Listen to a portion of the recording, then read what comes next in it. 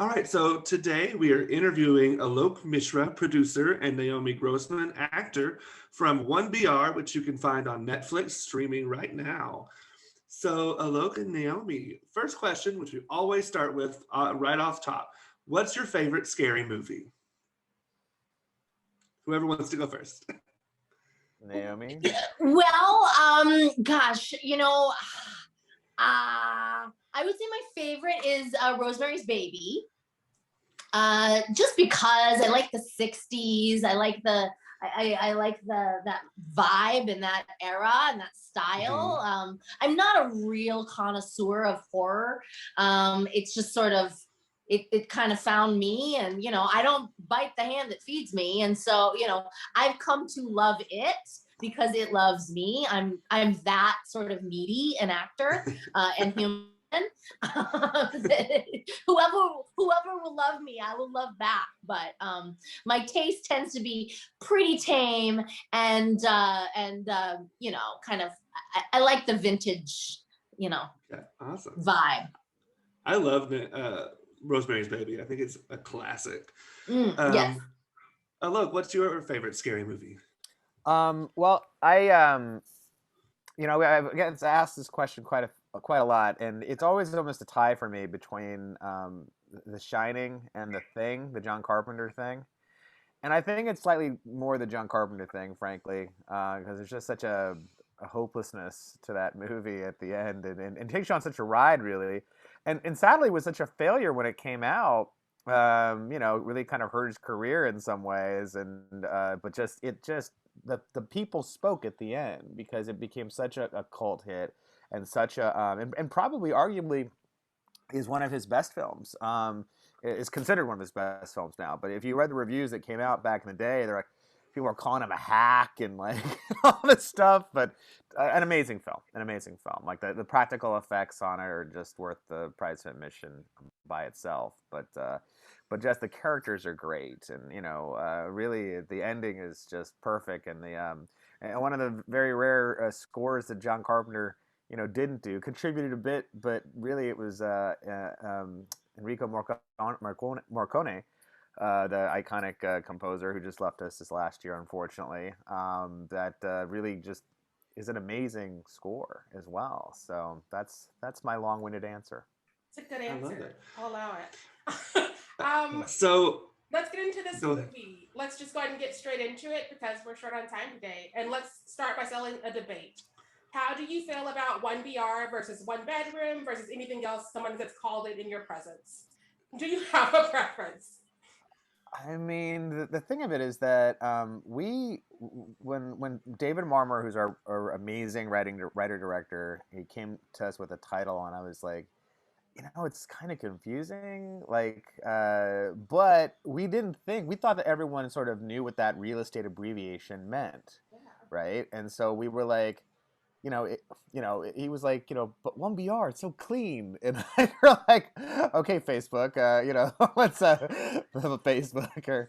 But we were like, all right, let's just do it. So we did it. And then we come to find in like England and Australia, they didn't have any idea what that meant. In fact, they call it like one bed in like England. That's what that stands for, right? That's what one bedroom is supposed to be. And in Australia, they really didn't know what it was. Like I was at a film festival there. They're like, well, what does your title mean? Like, oh, well, clearly we're gonna have to change it or something. And so we had a distributor that's out in England that I wanted to call it 1BR the flat, but they were like, no, let's call it Apartment 1BR. And we're like, all right, I don't want to fight you on it, but all right, fine. Well, we tried to keep it uniform, and we made it the same name in Australia, like Apartment 1BR. And then it just like got away from us, where all these distributors just started calling it like whatever they wanted. Like, and we were just like, I thought we got a choice in this, but clearly we didn't. Like, it just went on and had its own life. Like, so in Japan, what is it called, Naomi, in Japan? Madhouse. Yeah, Madhouse. I don't know what we got to do this. But I don't know why we do this. It's some racist shit. Yeah, it is. Why are we doing this? I don't know. Anyway, so So in like I don't know, Russia, it's like called like the girl with the apartment on the first floor or something, and then like in Italy, it's Italy and Germany, it's called 1B apartment 1BR Welcome to the Nightmare is what it's Ooh. called there. Willkommen Nightmare. Yeah, exactly. Yeah. Oh, and my Um, favorite is when Alok sends me a podcast from a Spanish speaking somewhere. I speak Spanish, so he kind of relies on me to do all that translation. But he's always like, "What are they saying? Is it good or is it bad? We'll only repost the good." And it's I'm like, all they're doing is talking about what the name means. Like no one knows what is. What is yeah. I mean, unless it's like a Cardi B song or something. Right, it does sound like that. I mean, but I mean, it's funny. Like, well, to my defense, I speak Spanish, but I can't understand when they talk very, very fast, and so I'm like, I don't understand when they talk normally. Probably yes. But yeah. So truth be told, one it's a hit with some of them, and some of them it's not. So but Naomi helps me out no matter what to understand those things. But yeah. So coming back to, I guess, hope I answered your question. What is it called, and what is it? What do I don't care what you call it, as long as you buy it or you rent it or you watch it and you tell a friend. That's all I care about. Telling a friend, because I used to test movies for a living. I did market research for film, and so the way that you score films is you rate the film excellent, very good, good, fair, poor, and then we definitely recommend it. And the definitely recommended score is so important because you telling your friends to see this movie is better than any trailer I can have paid to have cut, right? So, your opinion has so much more sway with everyone you know. And especially if you're horror movie people, like I'm sure you folks are. I mean, like whenever they like come to you, like, hey, what can I watch? And they'll be like, all right, watch this, watch this, watch this. They're gonna listen to you. So that's what I always ask. If you love it, please tell all your friends. If you hate it, yeah, keep it to yourself. I personally don't like the name 1BR as much as I like the name 1BR 2 bedroom, keeping it fresh. Janice got a new man or something like that. I'm not Chronicles of Janice. There's been a few sequel names sort of thrown around, but the fact is Janice was squandered in the first version. Let's be real. And she's still alive and looking for love. So I'm excited for where this may go. I want to second that. Janice will be the I always like to co-leader. think the best is yet to come, I mean, I think you were trying to say 1BR two bath, because I think is that not what I said? Oh, that's what I meant. Yeah, because having the 2 bathrooms, if you're in a relationship, keeps it fresh. Like, yeah. So when you first got the idea or the script or the pitch, what drew you to this project? Well, I mean, it was just a good script. I mean, you'd be surprised how much like shit you have to go through before you find like that, diamond in the rough. But it was also a thing where, I mean, I got the script through Allard Cantor, and him and his partner Jared Murray have a management company called Epicenter, and it just so happened that Allard went to high school with my wife. And so we had one of those douchebag lunches you have in Los Angeles where you talk about yourself and what projects you're working on. And he's like, what are you looking for? Oh, we're looking for Thinking Man's horror movies. And, so he sends us 2 scripts, which I then proceed to never read for 6 months. And in my own defense, I did have another project that was kind of close to going. And so I was really kind of obsessed with that. And then it fell apart. And then I was like, holy shit, we need to find something. So I was like reading like 3 scripts a day. Remember that lunch we had, read his scripts, and they were both great. Like, he actually sent me the movie Tragedy Girls, if you've ever seen that. Oh, God, it's so good. Film. Yeah, good film. And Tyler McIntyre is one of their clients as well. So for me personally, I read 1BR, I read Tragedy Girls, and I was like, well, this 1BR thing, it's definitely great. And the other script's great too, but I'll never do a horror comedy. There's just no way. It's too tough to make both sides of those people happy in some way. They're like, oh yeah, we just finished filming that a week ago. And I was like, well, what the fuck do I know? The point though being that I read the script. It was great. My producer partner Shane Borster and I have a company called Malevolent Films. He also loved the script, and we were like, we got to meet this guy who wrote this film. And David Marmer, who's our writer director, was the guy, and he'd been working on this script kind of for years, and it had gone through different versions, and he wanted a shot at directing. He'd done some really cool shorts, but no one was giving him the money to direct anything. And I had a nice meeting with him where we shared the same sensibilities, and he's also a very sweet, and very smart man. I mean, he won't tell you he went to Harvard and stuff, and he's super intelligent, and but also very nice, and also very like I said, we share the same sensibilities. And so basically, I said, hey, we're first time producers. You're a first time writer director. What could go wrong? Everything. Yeah, everything. Yeah, pretty much. So, yes, that's awesome. Answer that question. Hopefully. Yeah, I would agree with that answer. There's a lot of crap out there, and this was not that. This is, I'm a architect's daughter, so I always sort of use the metaphor. It's like, the script is like the blueprint, and if you don't have a solid foundation, then you don't have a house. Like, so the fact is, the fact that there was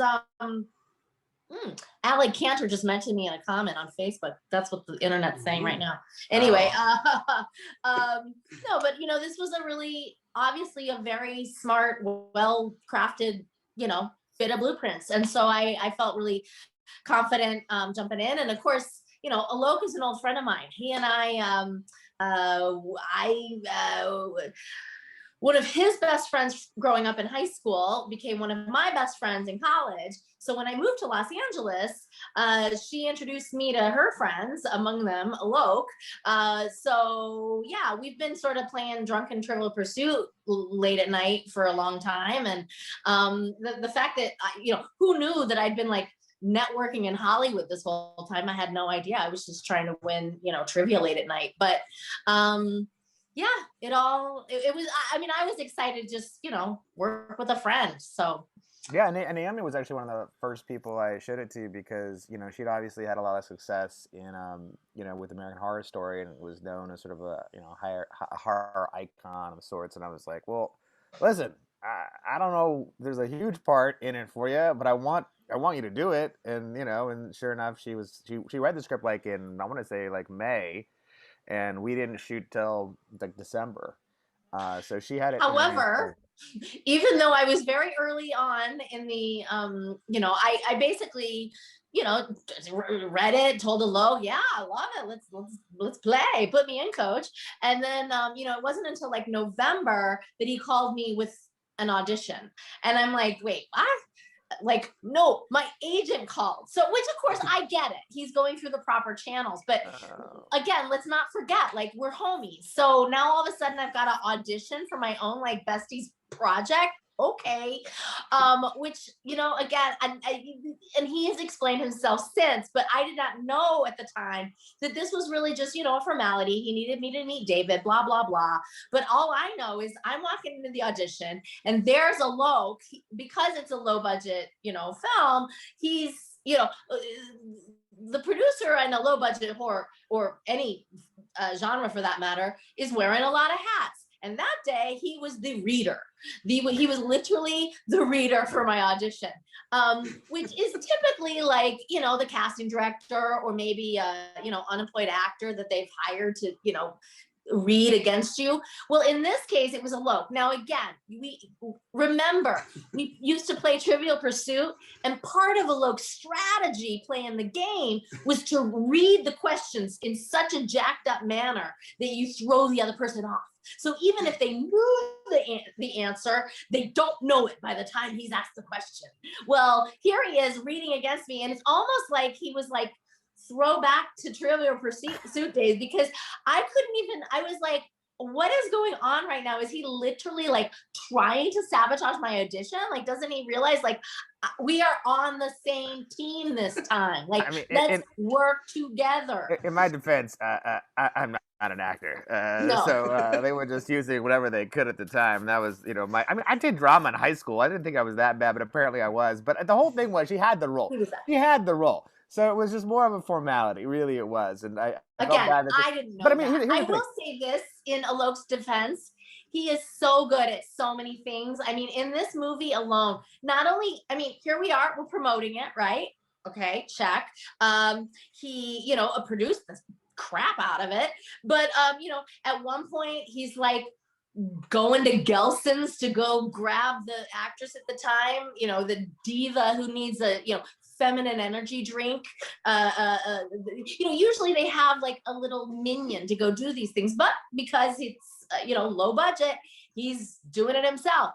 He's an extra in this movie. Like if you watch it, I challenge you to get yourself some real weak drink. I mean, like maybe grab a Zima or something, right? And like drink every time you see Alok, and you will be drunk. Like water it down if you have to. You will be drunk. He's in the whole darn thing.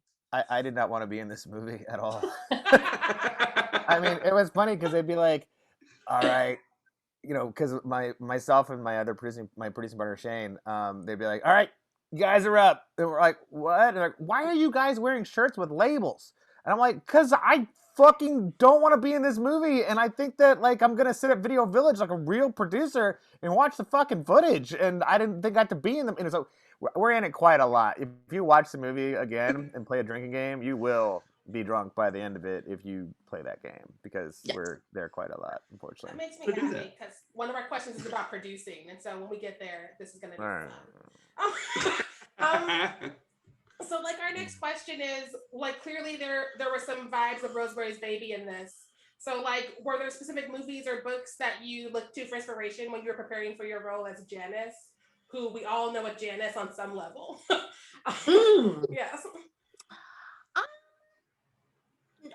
I can't say that there was really.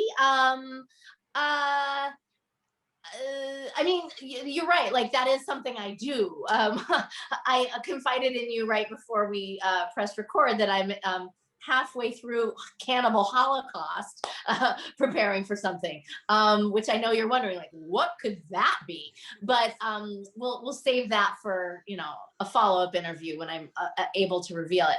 And obviously for American Horror Story, I mean, like, obviously I watch Freaks on a loop, but I can't say there was a particular film I prepped with. And as far as any Rosemary Baby singular, only child, that's obviously that's a David Marmor thing. Like, I had nothing to do with like the story.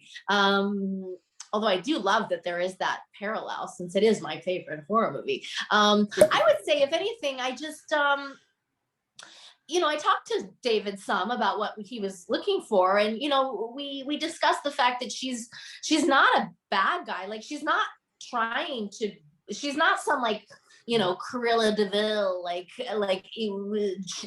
no one goes out to try to be evil. Like that's, you know what I mean? Like even Hannibal Lecter has like redeeming qualities, and that's what makes him a compelling villain, because he's like, he's worldly and cultured and well-spoken and knows classical music aficionado. Like that's what's interesting. And so same thing here. Like she's not trying to torture. She just believes in discipline for her daughter. She wants to instill a certain set of values for her offspring. And I think that's something that like any mother can relate to. So, she's, there's nothing wrong with what she's doing. Just, it's the way she goes about it, Well, right. The other thing is too, I mean, we're talking spoilers here. Everyone should know that we're going to be spoiling the shit out of this movie. So if they haven't seen it, stop right now and go watch it and come back. Because I mean, the one thing that David always says is that he told Taylor Nichols and also like Naomi, I want to say, like, you guys are the good guys. You guys think that what you're doing is right. Like, and a lot of these cults that he kind of researched to sort of like kind of make this amalgam kind of cult, let's say, they're started with the best intentions. Like the main one that it's very similar to is Synanon. It was this drug alcohol rehab that was like, in the 60s, and it started off as this drug rehab because at the time people didn't treat that as a disease. They just said these people are kind of lost souls. We can't help them, and the government was even sending them people. And then, as most cults sort of do, it became more of a cult of personality. There were some murders. They moved out of LA.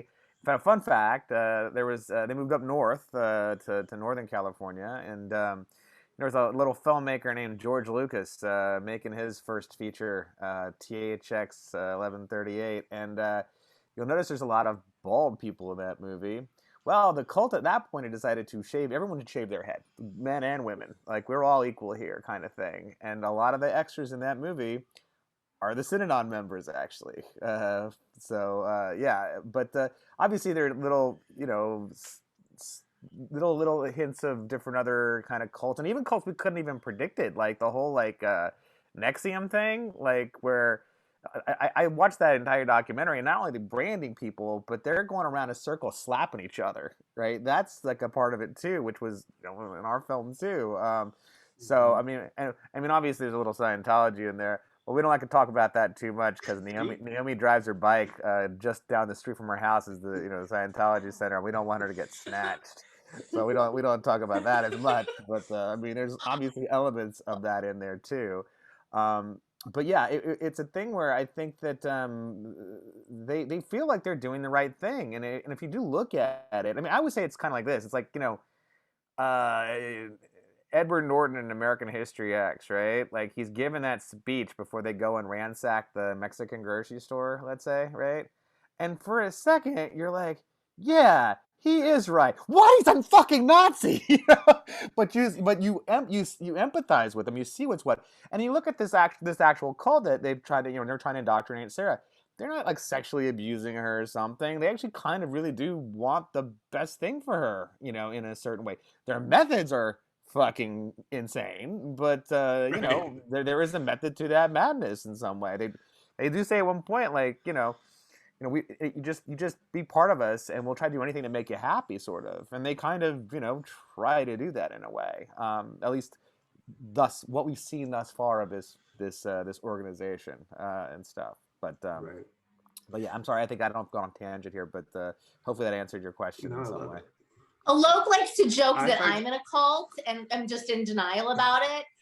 It's just that every day I have yoga, and I'm like a complete freak about it. Like, whenever he wants to, schedule an interview, he's like, "What time does the cult meet this week?" Because it's like, yeah, I have a cult meeting at 6. Like, so you're welcome to schedule me before, but when the cult starts, the cult starts. It's true. And yes, I have to ride by another cult en route to my cult. I actually find cults so interesting. So it made this film really interesting to me. And actually, I want to add, at the end of the film, the only person in the cult that I really felt bad for was Janice, because she's like, her husband is dead, and like, I was just like, she comes out with a knife, and I was like, I kind of wanted to stab her now, but I felt bad for her. So, well, don't worry about her, because as it turns out, so here's what happened. We alluded earlier to the fact that all kinds of things went wrong in this production. Well, among them, one of our production trucks was stolen. Like, this is true story. There was at one point, there was a night that there was a PA outside, babysitting our production vehicles. And apparently some like white van came, a white Escalade with no plates. Escalade with no plates. And basically the driver was a newbie in this truck stealing ring. And basically they got away with our production vehicle. And actually Alok tells this story better, but I'm gonna bring it back around to not feeling bad for Janice. So yes, I'll tell you this part of it, and she'll continue on. But no, we had a 15-day shoot. It's not a lot of time. And serious? we were parking our production. We had 3 production trucks, right? Like these, those kind of white box trucks you see, and we had them parked in front of Epicenter's offices. I mean, it's a busy street, but it's in Bel Air, so it's not like it's like some sort of crime-ridden place necessarily. But this is a truck stealing ring. They'd been doing this for years. They'd never been caught actually until this very night, where we had a parking PA sit. There's 3 trucks in a row, right? And we had a parking PA sitting in the middle truck, just sitting up, and you stay up all night and watch the truck. That's what he's supposed to do. And so his white Escalade pulls up, 3 guys get out, break into the first truck, and they're just like off and running in like 8 minutes, like boom, done.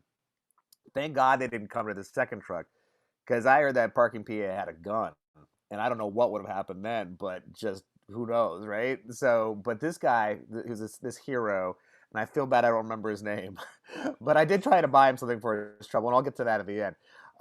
So this guy, like, realizes what's gone down and what's going down, and gets into his own car and then gives pursuit to this truck that's been stolen, right? And he's on the phone with the police, and they're like, "Sir, you need to stand down." And he's like, I will not stand down until you are behind this truck and in pursuit yourself, And so they go from like one freeway to the next, and apparently they were trying to eventually they would have gone down to Mexico, and they would have tried to do whatever their operation was there to strip it and whatever, and but there's a iconic Felix sign, like Felix the Cat sign, that's like right next to USC, and that's where it all goes down. Is it right when they get over there, all of a sudden, like the spotlight from the helicopter like shines down on the truck, and now like 3 cop cars who didn't have the lights on or anything were just like silently creeping up. They then all converge on this fucking truck, and this guy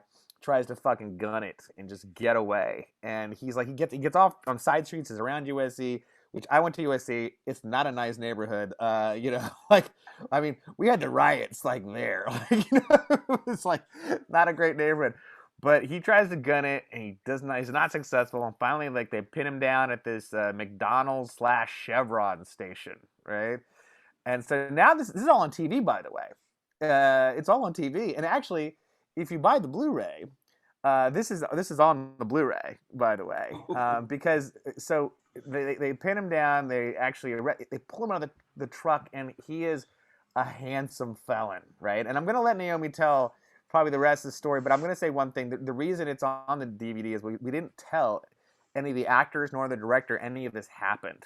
Like, we thankfully were only delayed an hour because we had really good partners at Cinepower who'd rent us the truck, and they had sent another truck right away when we had called them at like 5 a.m. like this is what's gone down. I don't know what's going on with your truck, but we're insured. Don't worry, So they sent this person down, another truck down, and we didn't tell anybody, including the director, until the wrap party, and then we didn't even tell the actors, frankly, until we were actually at Fantasia Festival doing our world premiere.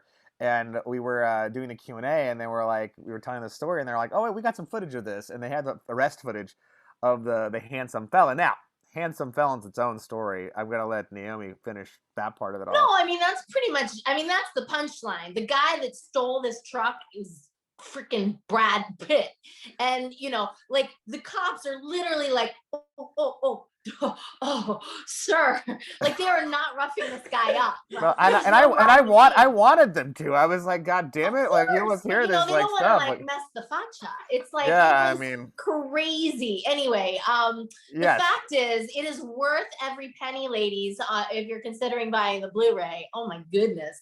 But apparently, they struck some sort of deal with the producers. Well, he turned state's evidence against the truck stealing ring. And he's supposed to pay restitution. Well, I've never seen a dime, but in fact, I think he needs to work this off. I think he could be in the sequel. Yeah. He's got the face for it, certainly. I mean, and let's face it, his truck stealing ring days are over.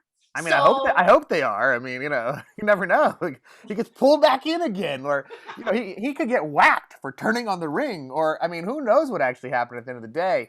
I should look into this actually. But the point of all of it is that I've always pictured paying off his debt to us be some sort of be my monkey butler or something, or maybe he is Janice's love interest. I mean, you know, 1BR, how Janice got her groove back. This hot felon, that's the fucking way it happened. Like, you know, She's I mean, going to need to rebound, and let's face it happens. She needs to mourn Jerry, sure, but then, you know, like, you can't be sad forever. No. it's true. 100%. The community won't I allow don't get it. No. Right. The community is all of us, including the hot felon. Yes. Right. So don't feel speaking sorry of for Janice, but thank you for your Okay. sympathy. I told you I'd bring will. that back around. There we go. So most of us spend a lot of our lives building community, and that's kind of what the spine of this film was, is community and how far we go to create that community and what we want that community to look like. Well, now we're on the tail end. Let's hope we're getting out of this pandemic situation world. So do you feel like this movie hits differently now that, you know, we're this far into the pandemic and we're looking at coming out of it? You know, it's a good question. The thing that was weird about all of it was that we were supposed to have like a small theatrical release, right? You know, it was 10 to 15 theaters something, and it's literally last year, April 24th was when we came out, right?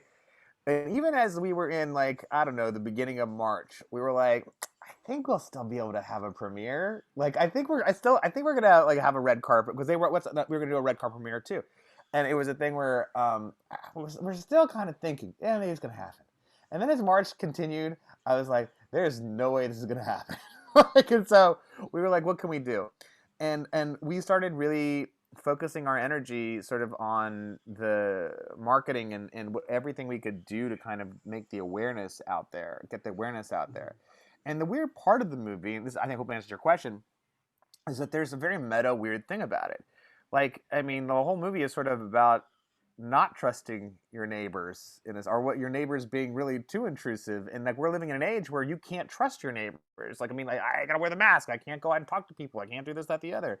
So there was a weird sort of thing that went on that I think actually helped the film in a weird sense. Like, because what actually happened is that, like, you know, Netflix hadn't picked this up, or no, you know, Amazon or Hulu, nobody had picked this up. We were just like releasing on VOD and hoping to God that something happened, and it did really well on VOD. And I think one of the reasons might be just because of what I've spoke of.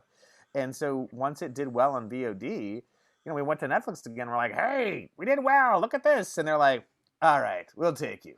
We'll give you no money, but we'll take you. We're like, all right. Looks like I mortgaged my house for no reason. Whatever. Let's just do it. An already paid off house, allegedly. Let me just say this. But I think that we're gonna make our money back someday. I mean, sooner than later. But you know, in that regard. But I think it was a very meta thing. To answer your question, I think it was a very meta thing that it all came together like it did. And we actually found out, like, in May, that we were going to be on Netflix in August, like the end of August. And we were like, okay, well, we can't tell anybody that because we want people to buy it on VOD still. We need to make some money. But we can go on and we can do, like, every podcast. You know, if we needed more reviews to get us to certified fresh, like, I was doing it. Like, we had a publicist that was great, but she only went so far, and then she was like, whatever. And I was like, okay, fuck you. I'm going to do this. You know, so, and I don't mean it that way, but I mean to say that, like, at some point for independent film, you're going to have to take the reins. And, you know, if you've mortgaged your goddamn house, you're like, we're going to make some money on this movie. We're going to figure out a way to make some money in this movie. So, Right. so we did all kinds of things, like, you know, Rotten Tomato reviews. I'd look at reviewers, like, you know, horror reviewers that hadn't reviewed our film, and I'd see them having reviewed a movie that I know was shittier. And like, well, if they like that movie, they're going to fucking love our movie. So I'd approach them and be like, hey, listen, I'm just doing a post-mortem on or what our publicist did. I'm wondering if they offered you the chance to see our movie. And they're like, no. And I'm like, okay, let me send it to you. So we would do shit like that. And they don't, the whole thing about horror is a lot of people would argue that you don't need to be certified fresh because horror fans by and large will see anything. Like they don't really care sometimes about the quality. But the thing of it is that our movie really wasn't a straight horror movie. It's actually more of a psychological thriller with elements of horror.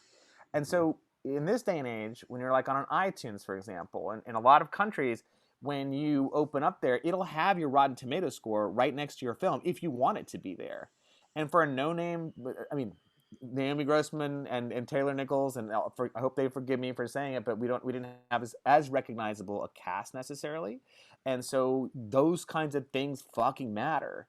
And so we did that like the whole summer, and we got the certified fresh. And at one point we were like at 89% certified fresh, and we opened on Netflix, and like two jackasses gave us bad reviews, and we went on to like 86. We're at 87 now.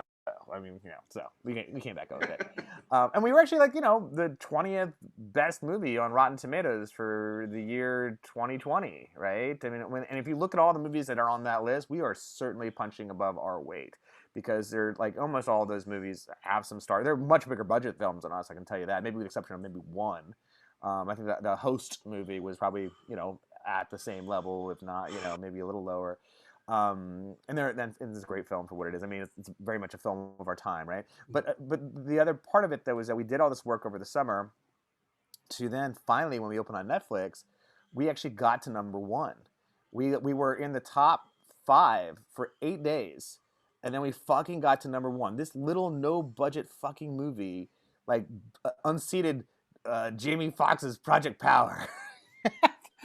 And we tweeted him. We're like, "Sorry, dog. Sorry to take you out, but game recognizes game." And he never wrote us back. Well, we tweeted at him, but we were just like lucky. We got so fucking lucky that like we had good word of mouth on it. So I tested movies, and so we did a fair amount of testing with the movie to understand certain things. I mean, and all of the stuff that we did, all of the marketing stuff, all of like the testing, all of like the, everything we did came to fruition when we got to number one on Netflix, because like that is fucking nuts. Like no one can, I mean, there was an article in Forbes like that said like, who is this no-name movie that just unseated Jamie Foxx's Project Power? Like I mean, it's one Cardi B's doing our theme song with the same sequel. Two. No, but I mean, Alok says it was luck, but I mean, come on. Yes, it's crazy, but at the same time, like, what is luck when preparedness meets opportunity? Like, we worked really hard on this movie, and and yes, the fact that a pandemic like this, I mean, and I would agree that, I'm bummed that, we were supposed to be at the ArcLight, which is now like dark for like indefinitely. That's crazy and sucks, and it's a shame we never got that red carpet premiere. But at the same time, and when you think about like how all of a sudden the whole world is stuck inside, watching a movie, like doing nothing but Netflix and chilling, watching a movie about being stuck inside. You know what I mean? Like we're all busy like hating our neighbors, or at least I was. I know they're not watching this, so whatever. But like, and here we are, like watching a movie about hating our neighbors. So it was, in a lot of ways, it really worked out. And in that regard, I do believe it was lucky. The fact that this movie was successful was not luck. It was called really hard work meets, the right time and place.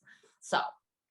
Well, I mean, I think that, listen, I think that, this is, all the streamers did extremely well this year, like, everyone's stuck inside. And so the one thing that we had going for us, and we knew this from the testing, was that there was very little rejection of the film. And we knew that like people would tell their friends that they liked the film. And so that's what ultimately happened. Like, I mean, listen, we all, in terms of our whole network of friends, right? Like maybe we know 100,000 people, because friends of friends of friends of friends of friends, right? But I don't know 80 million people to help get this movie to fucking number one. Like there's just no way. It took traction on its own, and then it started like, people told their friends, and like our Twitter, like, I mean, I'm not saying I run our Twitter. We are a minion. There are many of us. But allegedly.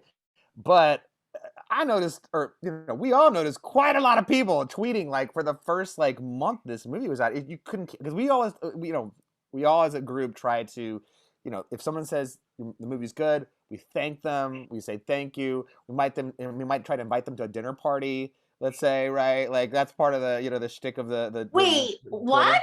You invite people that tweet about the movie to dinner? Yeah, because I'd say because just as Sarah was invited to a dinner party, we say, "Oh, thank you so much. We would love to have you for a dinner party. I'm glad you liked the documentary we shot. That's awesome." Like, okay, but you're not following up on this. You're not having like randos no, from Twitter come I mean, over. yes, we are. I'm like, wow, that is next level. I told you guys, Alok wears a lot of hats. Like this is one I did not know about. The chef hat. Or I'm just bored sometimes. I don't know. Like it just depends. No, but he is really creative about these kinds of things. I mean, there was a point I remember when Alok texted me at maybe like I don't know 11:30 at night, and he was like, "Hey, what are you doing? Can you buy the movie right now? Like, I'll Venmo you the $5." Like, and I'm like, wait, what? Like, what? And he's like, no, I'm just running a little experiment. Like, just buy the movie. Buy the movie. I'm like, okay. So I bought the movie, but and the whole time I'm like, what is he doing? Like, again, does he not realize that there are 8 million people with Netflix accounts? Like, is he texting all of us? And like, you know what I mean? Like, Venmoing them all $5. In my defense, it was like we're on Netflix, yes, but we're also on VOD, and the price had gone down to like $5 or something, right, to buy it, and I was like, I wonder, like, so we were like number like I don't know 6 or something in the horror charts for iTunes because of the price lowering, and I was like, I wonder if I got 25 people to buy it. I wonder how we could not manipulate, just as an experiment. I wonder how many places we could go. Could we go to number 1? Because we never got to number 1 on iTunes in the US, which I was always bummed about. We got to like number 3, I want to say, or number 4, but we never got to number 1. And I was like, I wonder if I got 25 people to buy the movie right now. And for like, $5 times like, 25, 120 bucks, whatever it is. I can't do math. But it'd be worth it to me to understand that just for future films, let's say. Like, I mean, to say you got to number 1 on iTunes at this time period means a lot to other sort of foreign territories that you might not be sold in. So being able to have the bragging rights, however, it could be interesting. Well, it didn't work because we also found out you need to go in through the iTunes horror store and buy it there, and then it would show on the horror chart. But if you bought it just anywhere, it did work for us in a way that we went to like number 6 to number 3, but we didn't get to number 1, which is fine. But at least we understood there's sort of a thing here that you could do if you ever needed to do it, and it was interesting to know. The funny thing is this too. Because there was a lot of recognizability of the film, because we did so much work in terms of like podcasts and like just articles, and we even did the same thing when we went to England. We opened in England like June 6th or something, right?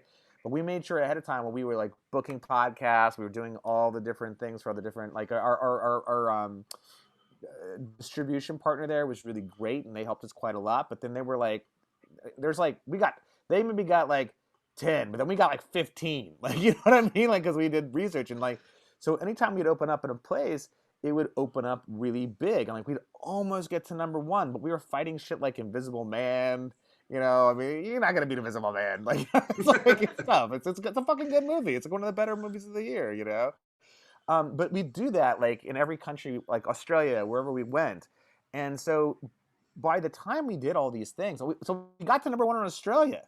And I shaved the mohawk into my head. Actually, it's still growing back. Actually, but we did it. That was one of the things I offered the things on Twitter. I go like, bastard producer Alok will shave a mohawk if you fucking get us to number 1, and we did. We got to number 1 in. We got to number 1 in 9. We're number 1 in 9 different countries now. And the thing of it is that like the Middle East loves the fucking movie. I don't understand what it is. Like, I mean, it could be anything. I was like, I wonder, because we actually opened up in the theaters in UAE and also Egypt and Cairo, And I was like, and I found out there was a bunch of girls going to see it together. And I was like, I wonder if it's like they think that this is their life. They're trapped like in this society which doesn't give them or value them in the right way. I wonder if they see something in it. Maybe that's what it is. Or maybe we have like a hot, like, white girl on the poster, and all of like these, like, dudes are like, hey, like, I don't know. I don't know what the answer is, but we did extremely well in the Middle East. We also did very well in Latin America as well. Like, we're still like, I mean, it's still like, and even Scandinavia and Europe and stuff like that. Like, I look at the iTunes charts every day. That's one thing I do as a producer that I think that other producers can learn about is to sort of understand and study. I mean, I'm studying it so hard because my money is involved. But I think even if your money wasn't involved, it'd be interesting to know kind of the life of these things based off of how much marketing you put into them, right? And what a getting to #1 on Netflix can do for you for the rest of the world and stuff like that. We're still very hopeful that they'll take us for the rest of the world. They haven't yet, but they don't have us. They have us still. I mean, okay, I shouldn't say, but we're negotiating, I'm sure. But I'll say this: in the UK, for example, Sky, which is kind of like their HBO. We were on Sky Cinema Premiere there. So if you have fans in the UK, we are streaming there. It's like their Netflix competition. It's kind of like HBO Max there, is what it really is. But it's playing there, and they're very happy with it, and they paid a nice. They paid a little fee, like for what. However, this movie has disappointed me financially. That was the one thing that they actually did pay us very fairly. That's the only one.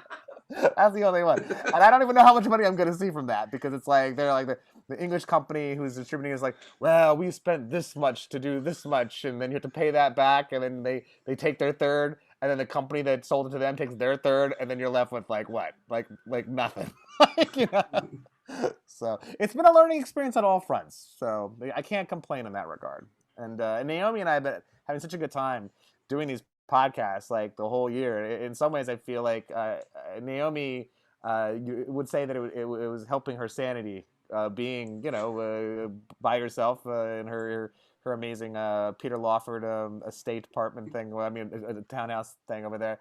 It would help you, right? Like, it would help you, keep your sanity. Well, yeah, I didn't have anybody else to talk to, so yeah.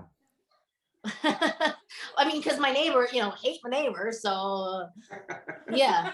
Her neighbors think she talks too loud in her own place, which I think is the funniest thing. And they also wouldn't let guests come over to go swimming, which we actually did this weekend. We actually we went over and we all went swimming and stuff, so that was fun. But I don't know if I've answered your question. I think I've really taken it on a completely different place for some reason. I apologize. I'm very long-winded, apparently. There were so many gems that it's fine. We are coming to the end of our hour, so we should skip ahead in our questions. Well, Naomi, what time do you have to leave? We're fine. I have to. The call starts at 6, so I think if I leave by 5:30, I'm fine. All right, so we have like 30 minutes if you want it. If you don't, then we will always stay here with you. Don't worry. Right. We're gonna rewind and go back into some of these questions we were skipping over. Well, you have 35 more minutes is the point. So we can do this. Naomi, you've had a lot of roles and you have a background in like comedy and improv. And so is there one role that you still would like to play, or some sort of type of character that you're still looking for? Oh God. I mean, yeah, I feel like the world hasn't really seen what I do yet, really. I'd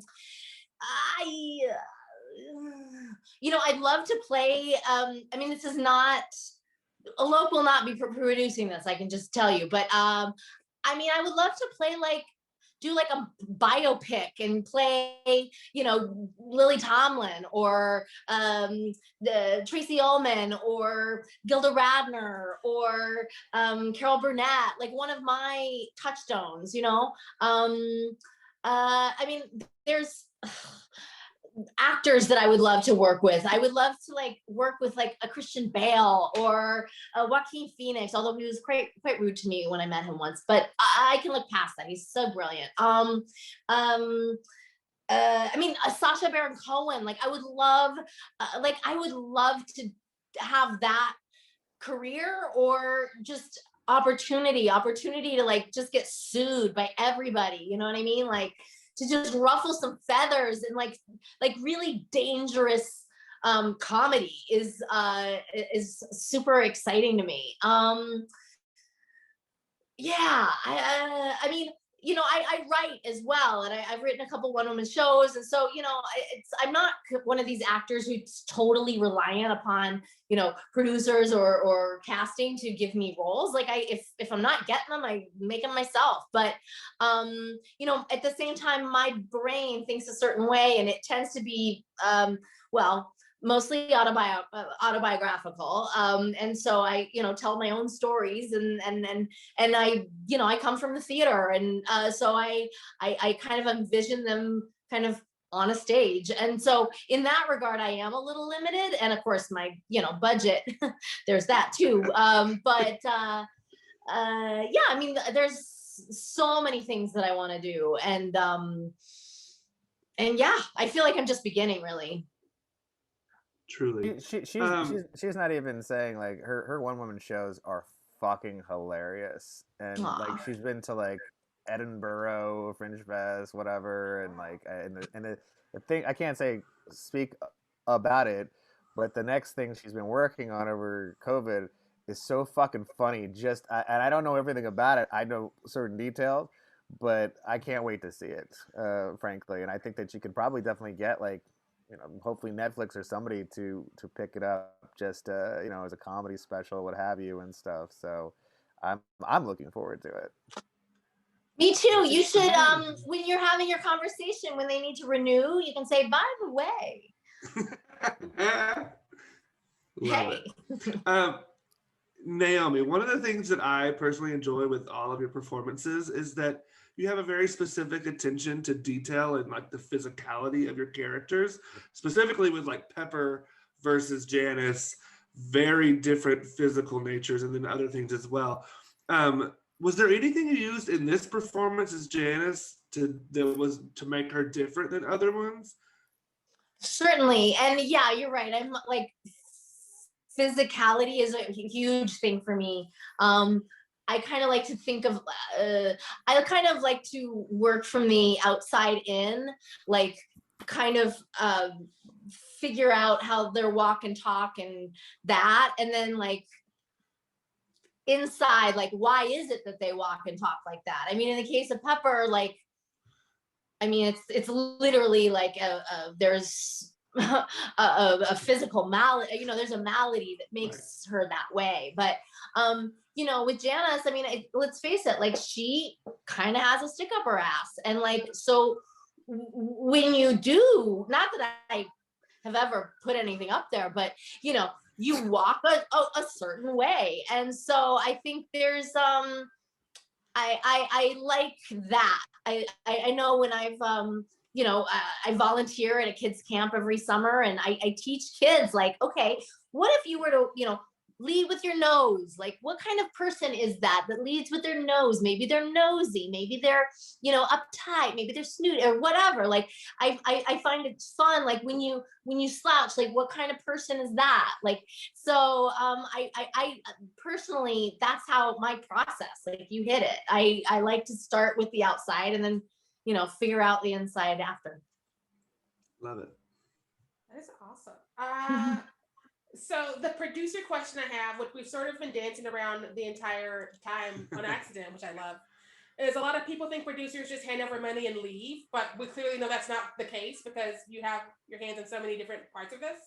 So could you just talk more about your role as a producer and explain it to us like we're five? Because a lot of people have that misconception of they gave us money and they're done, and that's not true. Well, I mean, there's different kinds of producers, obviously. I mean, you have these producers that just are investors, let's say, which are executive producers generally, right? So that's one type of producer. There's another kind of producer who's like, I don't know, the manager of the writer-director, like our Allard Cantor and our Jared Murray, who got producer credits on this movie as well, who just like, well, we found it, we helped develop it, I feel like we should get a producer credit. Like, normally it would be no. You're not fucking Keanu Reeves' fucking manager, but you did bring it to us, and we are friends, so let's do it. And they also did, and to their credit, actually, they were very supportive in any which way they could. And they also like gave us our office space to work on this. We're doing pre-production and post-production and everything else. So they were very generous with their time and their resources, whatever they had, right? But that's like one type of producer, right? There's a creative producer who like spends years of their lives trying to develop this goddamn script, and maybe they know people in terms of being a connector. That's another kind of producer. Like, well, I know Keanu, I'll get him for you. Da, da, da, da. And so they pick up the phone and they get him to read the script and his manager to read the script for him. And so there's that kind of producer too, right? The best kind of producer is someone who can do all of these things, that they either have the money, know the money, very creative in the idea that they can recognize good material, and then they're a connector of people, right? And that ideally, that's like the best kind of producer. Like you have the most sort of longevity in this sort of industry if you can kind of do a little of all of those things. For independent producers, it's like you not only do that stuff, but then you're also like, I gotta go to Costco. Like, I got the credit card. It's in our name. I gotta go to Costco every morning. And trust me, I did that, like, too, where I was like, I know Costco so well now. I hate Costco so much. I let my personal subscription, like, to lapse to Costco because I'd had enough of Costco by the end of this nonsense and this now. But I can tell you this, it's sort of crafty. I can stock that like a motherfucker now. Like, if I ever get to have to do that, like, I'm good. I'm good at fucking doing this, I know what people ate. I know people didn't eat. Like, I was like very, very observant about the whole thing. Spendrift was a big hit with the whole everybody, like the delicious sparkling water. And anyway, the independent producer not only does that. The independent producer, if you're smart, you have a marketing plan, because there is no way. There's so much like I'll call it noise out there when you release an independent horror movie that maybe doesn't have as a recognizable cast. And there's most of the horror movies don't a lot of times have a very recognizable. That's the thing about horror. You don't need that necessarily, but it is somewhat useful depending on your budget. If you have like a $5 million movie, well, you better have some recognizable people in it, right? If you have a $2 million movie, you better have some recognizable people in it. If you have a a lower budget, SAG ultra low budget, or anywhere from a 500 to a million, okay, you can still get away with not having people, but you have to make sure that you do something to recognize, to show value to your film above the amount of noise that's out there, right? And a lot of those things are like, listen, don't release a movie in fucking October. Everyone's like, oh, I think because it's Halloween, everyone's going to like spooky things. Like, yeah, but they're fucking releasing every one of the Exorcist movies on Shudder right now. And da-da-da-da. And there's so much stuff for people to watch. They're never going to fucking watch your movie. So have a plan. Educate yourself. The other part of it for an independent producer is that the way that independent productions get screwed is they choose very badly with who's going to be their sales agent distributor. And this is a part of the industry that's like they're just dirt merchants. Our sales agent distributor is great, a very honest company, Dark Sky MPI, and they're one of the. I will tell you, there's like out of 100%, 30% are like honest and decent people, and 70% are just out to literally make their nut and then leave you by the side of the road to die.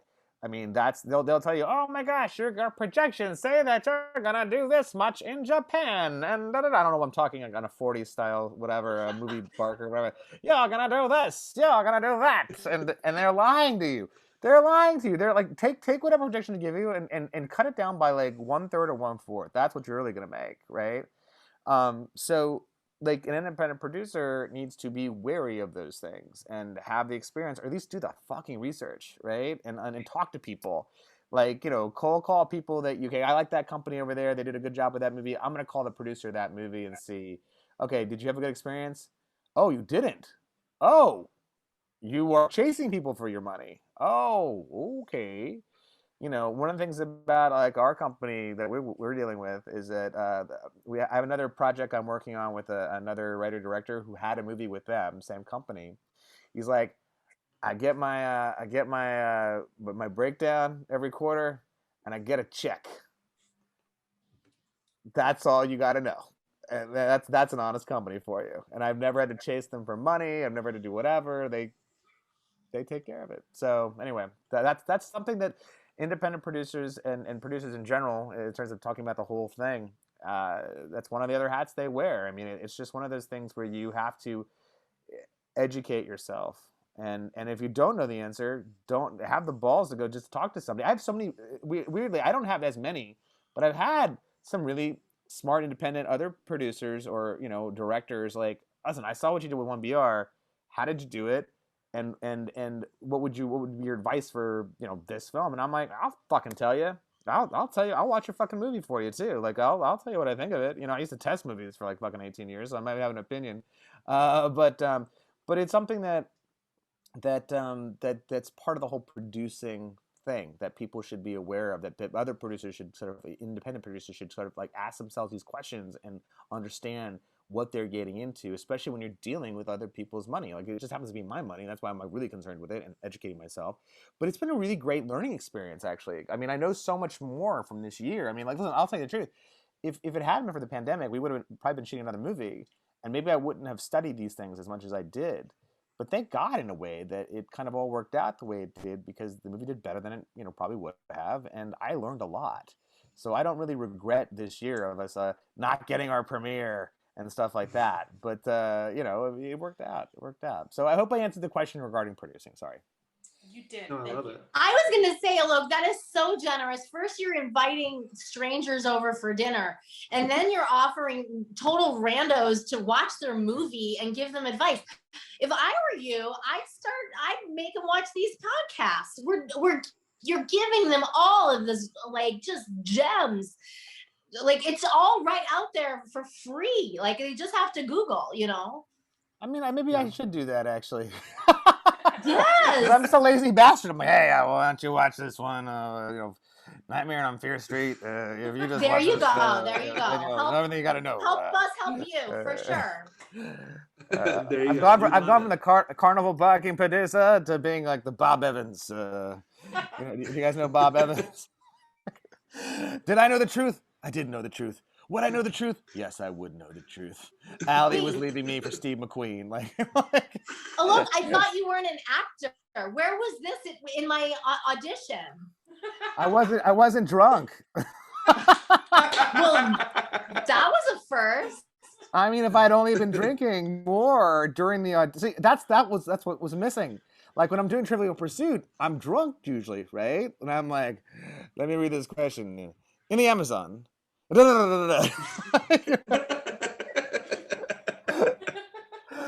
where the acting comes from. The acting. Hey. I love it. All right, so this might be a little... If only you fed me your lines in your 1940s voice, I could have given you a better delivery, but oh well. I'm glad I somehow survived the casting process. You went out drinking with us after the audition. You knew you fucking had the role. I mean, that's the truth of it. Let's just be honest here. How can you go drinking with the fucking producers after you fucking auditioned? Like, it was just to make sure you weren't a crazy person for David to know that. I already vouched for you. That's the truth of it.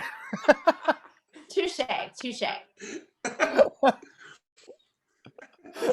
So this might be a little difficult, so I will allow multiple answers if you need them. But do you have a favorite scene from the movie? This is easy. I mean, as a spectator or as a participant? Let's do both. Okay.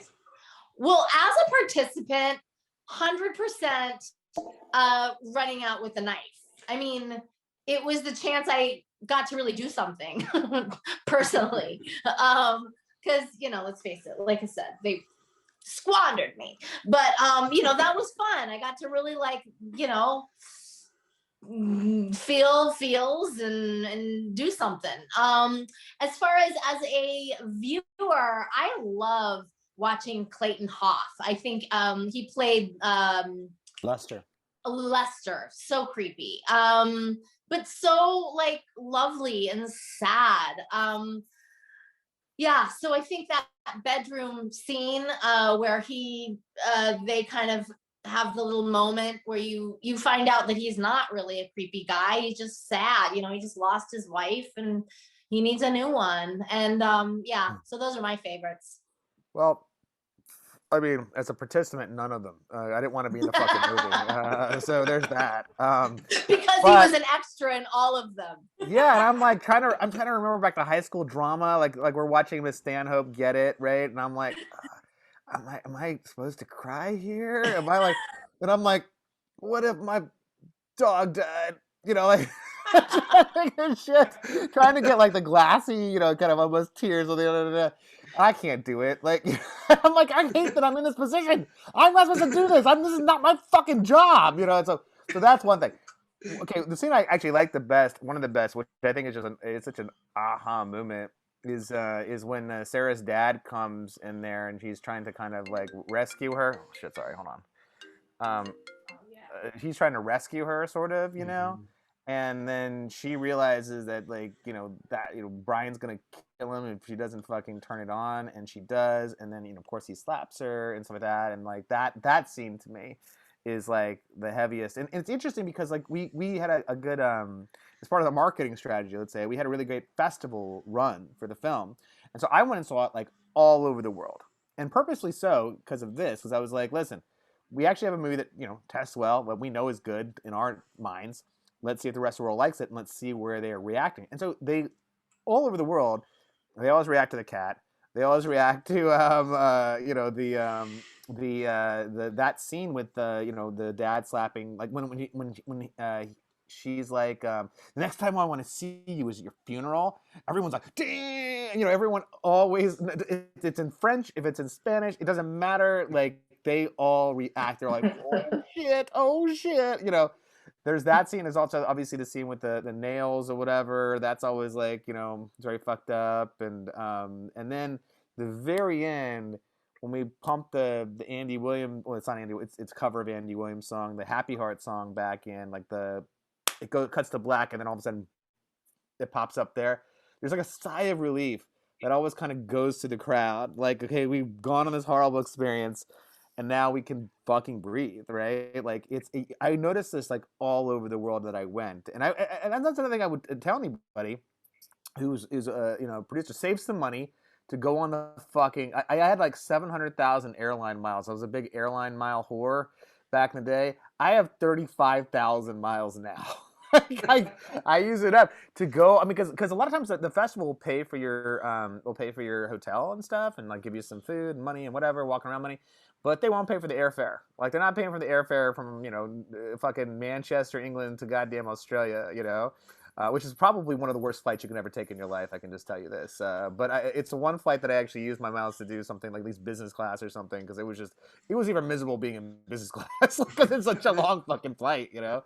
But I went all over the world with it, and this is my suggestion to people, to independent producers, is that you go all over the world to be at these festivals so you can become friends with these fucking festival directors and everybody else, right? And, you know, they love you now.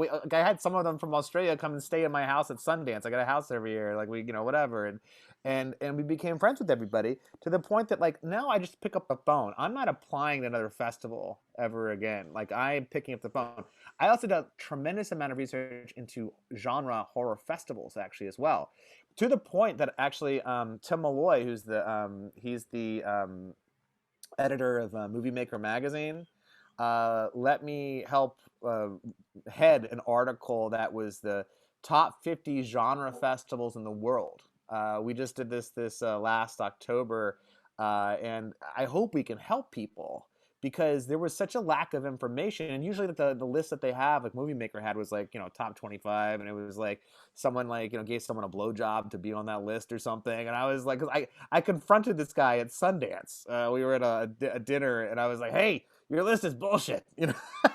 He's like, oh, you think so? And I'm like, yeah. How the fuck is that film festival on that list? It doesn't deserve to be there. And like, he's like, well, they had just bought the publication, and so he's like, you talk a good game, why don't you fucking help write it? And I'm like, I will help write it for free, like, my time. And, you know, so he actually also let me write an article about the very plagued production that 1BR was. There's all kinds of stories. I don't think we still told you about like how we lost our top 3 leads, like 4 days before shooting, for example, which is a classic story. Could you elaborate on that? I could. I mean, but I'll say this: we also had fires. All this good stuff happened, and it's in that article. So if you look it up, you can see it. But I'll tell you this one story, and I know we're getting towards the end here and stuff like that. Naomi actually alluded to it earlier, and she was talking about this feminine energy drink, right? Like I had to go get. Well, they made a mistake of hiring this dipshit diva who had like this, allegedly, like pink Red Bull or some who knows what, in her rider. And I don't have a rider, by the way. I don't know. Anyway, I digress. Apparently she does. And, so as the independent producer, Alok needed to, they contacted the Pink Red Bull company. I don't know what the name of this. We can't say, because they were very nice. They were very nice to send us literally a truckload of it, but it wasn't going to get there till 3 days into production. That was the main thing. So we can't shit on them because you want to tell. Well, therefore, Alok needed to go to Costco like you do, and no, not Costco, but Gelson's, in right? Marina Del Rey Gelson's. Oh, right, which is, for those not in Los Angeles, is like another planet. Like it's really, I mean, he really went above and beyond. Like you need a passport to get to that. Yeah. Big time, like multiple freeways to get there, to go get, some lady drink, for in the interim before this truckload arrived. So while they're in the Gelson's, begging the manager to go, please look in the back.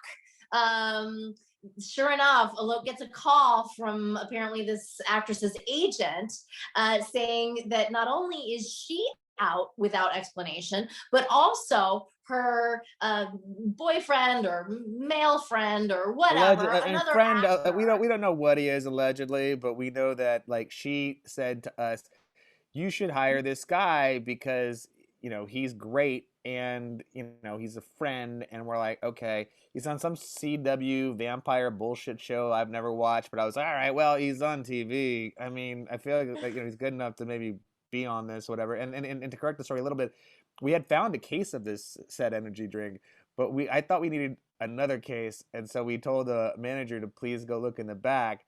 And meanwhile, we hear all this information where it's you can continue, Naomi. I'm sorry, I just wanted to put that. Anyway, they get the call. They've not only lost Sarah character, but also Giles Maddie's character, Brian. So they're like, what do we do? Drink. So they went to the nearest like Barney's Beanery, and we went to the yard. We went to the Yard House, which is right next door. Actually, it was very fortuitous that place had good beers and was right next door to try to recover ourselves and figure out what was going on. And then we got another call. So while they're there, or drinking beer, they got another call that the Susan Davis's character, Miss Stanhope was also out. It turns out that her husband had collapsed and was now dead. And so she would not be available to shoot this movie. So they've literally, in the last couple hours, lost 3 of their leads. I was like pretty much the only other actor that did not get the memo to drop out of this. And Taylor Nichols, of course, our dear cult leader. Oh, of course. Yes, a dear friend of ours as well. And sure, so, yeah. Okay, so in any case, they did recover though. I mean, again, this is part of the producer's job. Turns out they got on the horn with Nicole Bryden Bloom, who played Sarah, and she had actually been David Marmer's first choice, but of course, as the money grubbing producer, Alok he knew that this actress with this giant Instagram account would put him in the black immediately, so he was seduced. I mean, all of us were seduced. It was like, you're in the black. Like, okay, good. Well, sure. I mortgaged my house. No, I'm already in the black. This is all working out like gangbusters, and then it doesn't. Yes. But it turns out, I mean, Nicole really, I mean, not only did she nail it, but she was the one out of towner. She came in from New York, which really worked to all of our advantage. She was kind of the one sort of fish out of water. Like the rest of us were all local to LA. So we were all like, oh, what are you doing now? Where are you going? And of course she was like, nowhere. I'm sitting in a scary Radisson in the valley. It's a very nice Hilton in the valley. Very nice Hilton. But she was so young, Nicole Bryden Bloom. I picked her up from the airport. I took her to the rental car place because she was too young to rent the car. Like I had to get. That's how young she was. But it was a thing where like it was like Naomi was saying. It actually worked because like she is a fish out of water. She's coming out from New York. She doesn't know what the fuck she is, so she's a stranger in a stranger land. And it actually kind of helps like her character. And she only got 3 hours to rehearse with David all together before we had to just throw her in front of like, throw her to the lions to some extent. And she's so good though, that I tell you this, we would not have finished the movie on time if it had been, that other actress had been in there. Like, I mean, granted she's a, bigger TV actress, but I don't know that she would have got it each time. I mean, she would get in the first take and there'd be 2 more takes we could do and be like, okay, well, Dave's like, let's try something different, and so it was really so fortuitous that we got her. And to be honest, she was all of our first choices until this more seductive like force came in where like, my money, I get it back and then some, So that was the truth of it. And the end of this story, do you want me to finish it or do you want to do it? Well, no, let's tag team. So who's next, Giles or Susan? So the movie this is all happening on a Monday. We're supposed to shoot on a Thursday.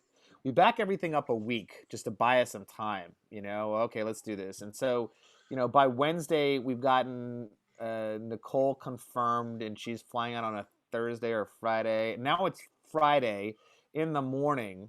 And you want to do this part? Is this Giles or Susan? Susan's. Oh, okay. So Alok starts watching like elderly lady reels and he finds Susan's, and apparently at the end of it is a phone number, and so he calls it fully expecting a manager or agent or something. No, it's Susan Davis. And Alok is totally like without words for the first time in his life, and it's like, I'm sorry, this is like highly inappropriate, but I'm just gonna pitch you the movie and I'm gonna pitch us.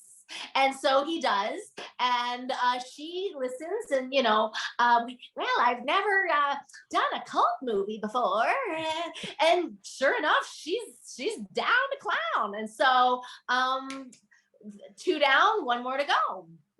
Yes, and so the end of it is that now we're sitting in Barney's Beanery actually, and it's like 6:30 at night on a Friday, and we still don't have the Brian character. And we're like, holy fuck, what are we doing here? Like, we're calling friends, calling all these favors in. We're friends with like Jason Blum and his head of post-production at the time. And like they're calling on our behalf to the different agencies to make them stay open later, to give a shit about our little movie and stuff. And finally, like around 7, we get a call. Finally, like we're like, what are we gonna do? What are we gonna do? Like, what did I invest in? We get a call from Gersh, who was really instrumental in helping us out with all of this, and they rep also not only Nicole Bryden Bloom, but also Giles Maddie, who gets to finally play the role of Brian, and they're like, okay, Giles Maddie's in, and we're like, oh, god damn, why did you make us wait this long? What's going on? And like, apparently, it turns out he was driving down from like San Francisco to LA and had to pull over to the side of the road and then read the script on his his phone. And he didn't even read the whole script. He was just reading like his part apparently. And then he just said yes. And we're like, thank God. Thank God. I think we're going to shoot a movie on Monday. And it was like, well, if everyone shows up, we're going to shoot a movie on Monday. And like everyone showed up, thankfully.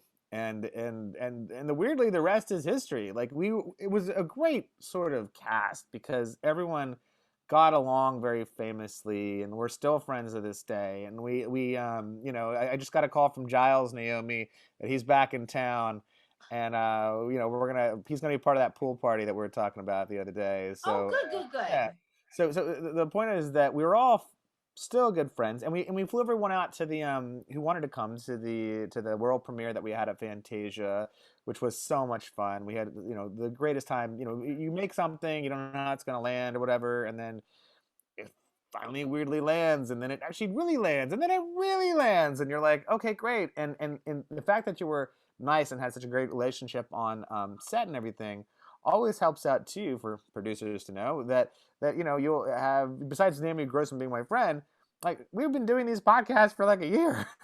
and all the cast has also helped us too, but Naomi's been far and above the best one of ever. Naomi's the most lonely. Naomi's the most single and the most extroverted. Well, you hear that, fellas? Like this lovely creature over there. I mean, she's double vaxxed. What? But I'm double vaxxed too, but I'm married, so too bad. And I got a baby, and I've already been divorced once. I ain't going through that shit again. So stay away from me. Go to Naomi. Anyway. I think we're just about at 5:30 there, kiddo. Yeah. are we? I can't see the time. 5:27. So Oh snap! Then you I guys gotta have- go. You guys have Yeah. anything else, real quick? I can stay on a Just- second longer than Naomi, maybe if you need me to. But if anything else you want to, or you want whatever you want to do. We were just going to ask what's next for the both of you and if you can talk about it, because I know you can't talk about some of your projects.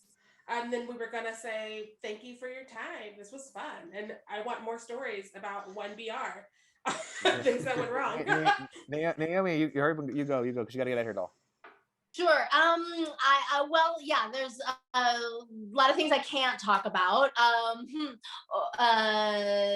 Yeah. So I would just say to follow me on my socials. To when I can talk about it, I will. Because obviously Perfect. I like to talk. That said, the one thing that I can talk about is my own project, and that is the one woman show that Alok alluded to earlier. It's I would say kept me sane throughout the pandemic, but that's questionable. But it kept me busy anyway, and that's yeah. Hopefully Netflix is going to extend 1BR, and I'll buy that, and you'll see it as a 1-hour comedy special. I see no reason why not. So you can look forward to that as well. So Yes. Thank you so much, Naomi, for coming on. thank you all for having me. I so appreciate it. All right, doll. Well, listen, you I'll should see get you out at here. the next pool party. Yeah. Mwah. Yeah, you know it. You know, girl. We'll see you soon. Okay. All right. Bye. Bye. So, I'm of the opinion that it's best to almost J.J. Abrams the shit out of everything. Like, you don't tell people shit, and it comes. What's in the? He has this thing about the box, right? Like, what's in the box? I'm not going to tell you what's in the box.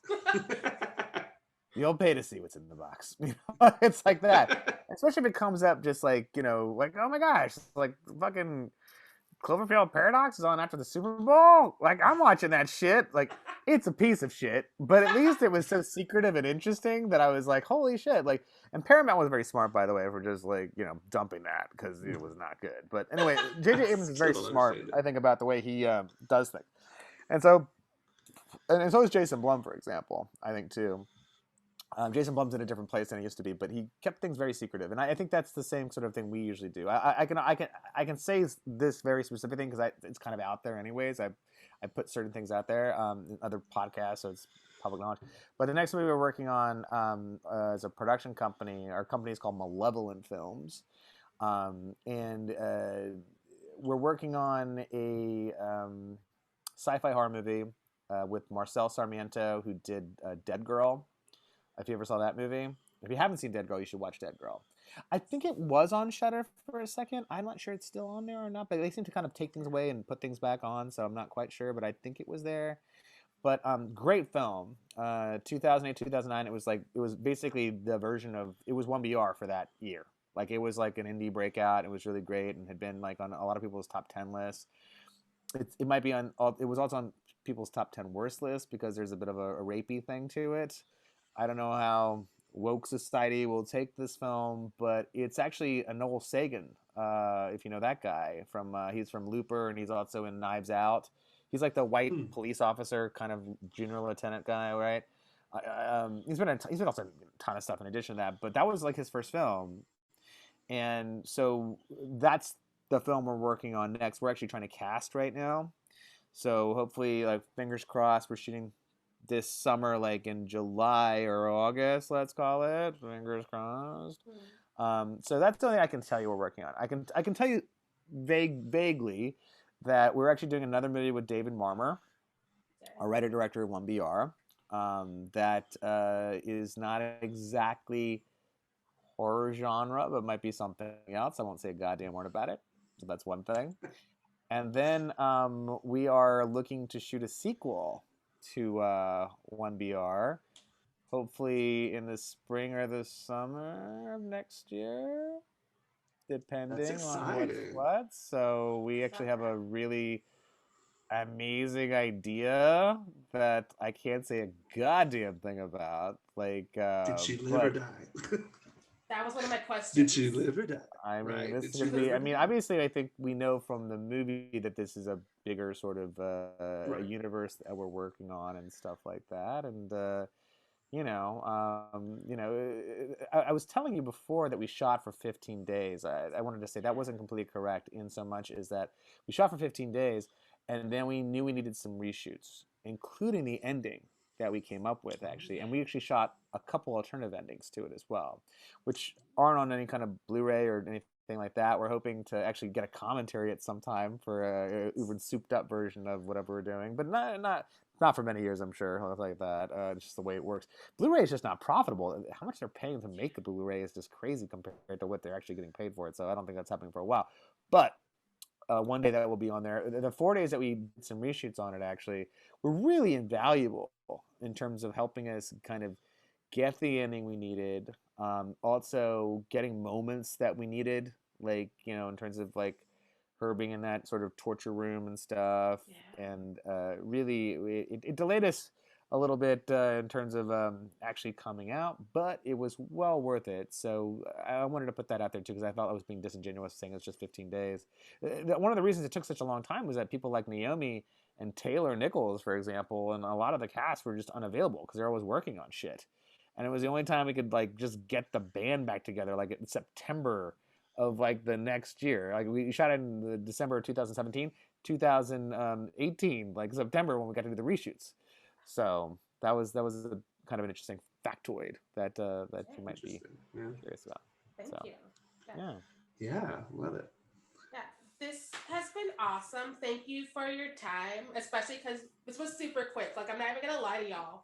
I was drunk on Clubhouse, and Alok popped into a room, and Alok was like, "I'm drinking," and I'm like, "We're both drinking. Will you be on our show?" And Alok was like, "Yes, next week." And so, like, I cannot stress enough how cool that was, because so many people are like, "Talk to my manager. Maybe next year I'll see you." I don't see the purpose in a manager and agent right now. Although I've been approached by many at this point. They're like, what are you guys doing? I'm like, I'm not giving you 10%. I can do this shit myself. Like, I don't need it. I mean, the only thing I could use is a reader maybe for me, but I like to still read the things myself. So, like, I read 3 scripts the other day, and I feel very proud of myself that I'd done that, because I can read 2 a day and give them my full attention, but I did 3, and I was like, all right, still got it. You know? But no, I mean, unless you're fucking, I don't know, Neil Moritz or at Origin, or goddamn, what's his face? Now I'm drunk. I can't remember the guy from Imagine, Ron Howard and Brian. Well, you know what I'm talking about, though. Like, if you're those guys and you have like that many projects going, you need an assistant. You need a whole production company. I feel like a stripped down version of whatever is like, I will read your script. Like, if people send me stuff. And I don't just take unsolicited material, by the way, so don't send me stuff. But like, when I get sent stuff, I usually read it within 2 weeks, so it's not too bad. I don't think I need the reader yet, but it's funny to try to get to something good though, because it's like literally you read so many fucking shitty scripts and you're just like, all right. But the difference with me is I usually give people notes on it because I just can't help it because I'm just like, all right, this is what's wrong. You didn't do this, and I don't feel this character did this, and so I at least give them that. I'm gonna read their script and stuff. But anyway, it was lovely to meet both of you and to talk to you guys. And you guys said it'll be on like, should we end it now? Or Oh, yeah. No. Offline for a second? Yes. Thank you all for checking this out. We will see you on the podcast soon. Bye. I'm giving you my money-grubbing producer fingers.